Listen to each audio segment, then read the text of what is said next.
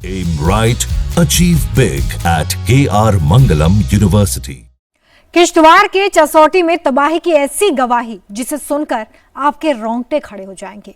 तबाही की ऐसी गवाही जिसे सुनकर लगता है ये तो होना ही था। अब तक 60 लोगों के शव मिले हैं, लेकिन 200 से ज्यादा लोग अभी भी लापता हैं। लोगों को इस वक्त चसौटी का गांव एक शमशान जैसा दिख रहा है। चसौटी का मंजर बहुत भयानक है। सब कुछ एक भयावह सपने की तरह खत्म हो गया है। लेकिन चिंता की बात यह है कि किश्तवाड़ का खतरा अभी टला नहीं है। पहाड़ पर खौफ अभी खत्म नहीं हुआ है। पहाड़ पर अभी भी महातबाही का सायरन बज रहा है। क्या है ये खतरा, आइए देखते हैं इस रिपोर्ट में। 60 सेकंड में तबाही मच गई। किश्तवाड़ में बादल फटने की मिस्ट्री क्या है? पीछे चलो,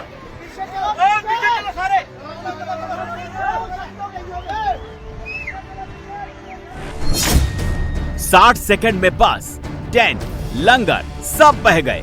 आखिर किश्तवाड़ में हुआ क्या?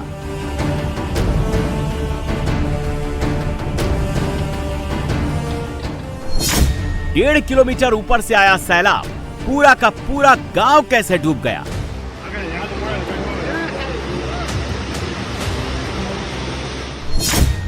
किश्तवाड़ ने ऐसी तबाही, ऐसा विनाश न कभी देखा था न कभी सुना था।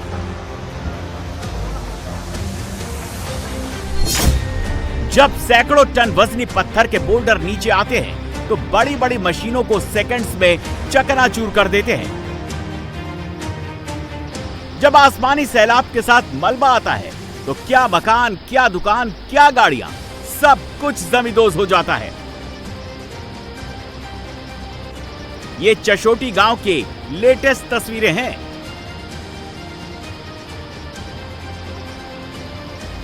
पूरा चसौटी मलबे में दबा नजर आ रहा है।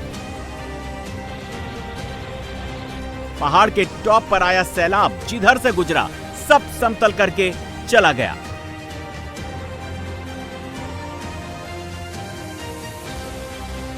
हम इस वक्त किश्तवाड़ के उसी चचौसी गांव में मौजूद है जहां बादल फटने के बाद तबाही की एक ऐसी तस्वीर देखने को मिल रही है जिसे शब्दों में बयान करना बेहद मुश्किल होगा।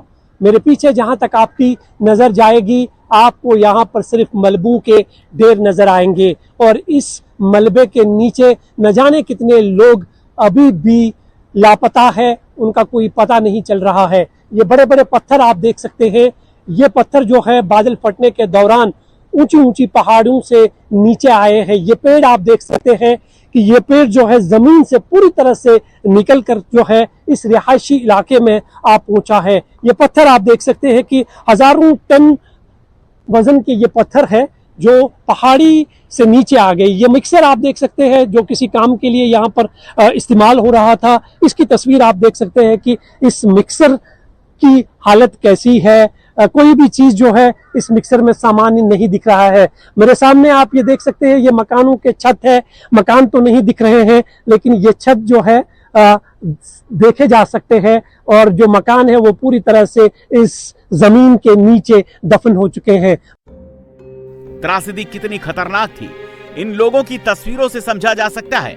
पूरा शरीर कीचड़ से सना हुआ है और मलबे में अपनों को तलाशते रोते बिलखते लोग।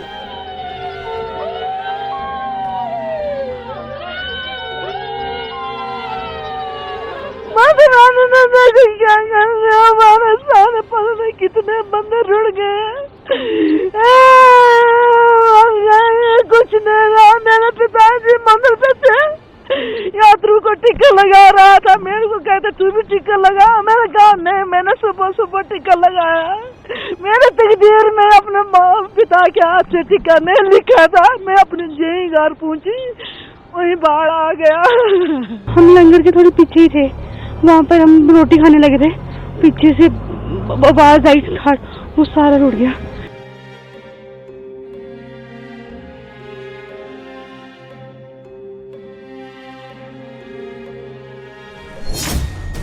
जब 100 किलोमीटर प्रति घंटे की रफ्तार से मलबा आया तो कई लोगों के फेफड़ों में कीचड़ भर गया। मलबे में लाश ही लाश मिल रही है। चसौटी गांव में मचैल माता की यात्रा के कारण हजारों श्रद्धालु मौजूद थे, सैकड़ों गाड़ियां मौजूद थी, लेकिन अब कुछ ही गाड़ियां बची हैं।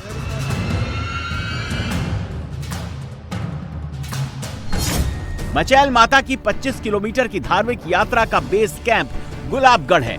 इस धार्मिक यात्रा का पहला पड़ाव चशोटी गांव पड़ता है। चशोटी से मचैल माता का मंदिर सिर्फ 8.5 किलोमीटर है।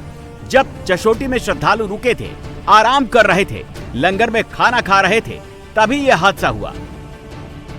यह हादसा हुआ तो करीबन 200 से 300 लोग यहाँ पर तब खाना खा रहे थे, जिनमें सबसे ज्यादा संख्या महिलाओं और बच्चों की थी और किसी का कोई अता पता नहीं है। हालांकि कुछ लोगों को जो है रेस्क्यू किया गया, घायल हालात में उन्हें हॉस्पिटल में भर्ती किया गया। बहुत सारे लोगों की हालत जो है बताई जा रही है गंभीर है, और जिनकी हालत गंभीर है उन्हें जम्मू हॉस्पिटल में शिफ्ट किया गया है। तो ये वो पहाड़ियां हैं जहां से सबसे पहले बादल फटा था और बड़े बड़े पत्थर और ये पेड़ जो है नीचे आ गए थे। और जहां पर हम खड़े हैं यहाँ पर बताया जा रहा है कि एक लंगर लगा हुआ था जिसमें काफी लोग बैठे हुए थे। ये आप देख सकते हैं कि यहाँ पर सिक्योरिटी के जवान भी तब मौजूद थे। ये भी कहा जा रहा है कि कुछ जवान भी जो है वो अभी तक मिसिंग है। यहाँ पर कहीं बाइक्स लगी हुई है, सब कुछ जो है यहाँ पर बस तबाही का एक मंजर देखने को मिल रहा है, क्योंकि लोगों ने सब कुछ छोड़ दिया। जब बादल फटे उन्होंने अपनी जान बचाने की कोशिश की। जो जिसकी किस्मत अच्छी थी वो बच गया, लेकिन बहुत सारे ऐसे लोग अभी भी हैं जो लापता है। और ये ढांचे आप देख सकते हैं, ये जहां पर घर हुआ करते थे वो घर जो है ताश के पत्तों की तरह जमीन पर बिखरे हुए दिखाई दे रहे हैं। ये जो समतल हुआ इलाका दिख रहा है, यहाँ पर पहले 40 से ज्यादा घर थे, करीब 10 होम स्टे थे, लेकिन सैलाब सबको बहा ले गया। अब यहाँ एक भी घर नहीं है। अब सिर्फ यहाँ पर गहरी खाई है, बड़े बड़े पत्थर हैं और मलबे का ढेर है।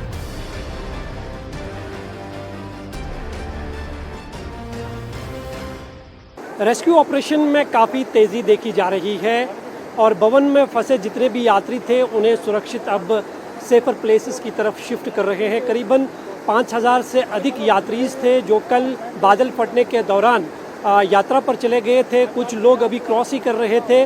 उन्होंने अपनी आंखों से ये सारा मंजर देखा था कि किस तरह से बादल फटने से इस पूरे इलाके में तबाही मची थी। लोग डरे हुए थे, सहमे हुए थे, रास्ते पूरी तरह से कट ऑफ हो गए थे, जिस वजह से इन्हें रेस्क्यू करने में काफ़ी दिक्कतों का सामना करना पड़ रहा था। लेकिन जिस तरह से रेस्क्यू ऑपरेशन आज सुबह से दोबारा रिज्यूम किया गया है उसमें काफ़ी बेहतरी देखी जा रही है। मेरे पीछे आप ये तस्वीरें देख सकते हैं। सबसे पहले जो यहाँ पर पुल था जो पूरी तरह से वॉश आउट हो गया था बादल फटने के दौरान, यहाँ पर एक छोटा सा पुल बनाया गया और इसी पुल के रास्ते से जो है अब धीरे धीरे जो यात्री भवन में थे और जो यात्री भवन जाना चाहते थे उस समय नदी के उस पार में मौजूद थे, अब उनको धीरे धीरे जो है वहाँ से सुरक्षित बाहर निकाला जा रहा है। आप देख सकते हैं कि एक लंबी लाइन है, इसमें महिलाएं भी हैं, बच्चे भी हैं छोटे छोटे। हालांकि 25 जुलाई से ये मत्स्य यात्रा शुरू हुई थी। 40 दिनों की ये यात्रा होती है। हज़ारों की तादाद में यात्री जो है यहाँ पर पहुँचते हैं और पिछले 15 दिनों के भीतर करीबन 1.5 लाख से अधिक श्रद्धालुओं ने मत्स्य यात्रा में माता के दर्शन किए थे। सैलाब के आगोश में आने के बाद पलटी हुई गाड़ियां पहाड़ के ऊपर से आए सैलाब के मलबे में धंसी बाइकें, महिलाओं के पर्स, बर्तन, श्रद्धालुओं के बैग, ये बताने के लिए काफी है कि जब सैलाब आया होगा तो लोग अपनी जान बचाने के लिए कैसे सब कुछ छोड़कर भागे होंगे।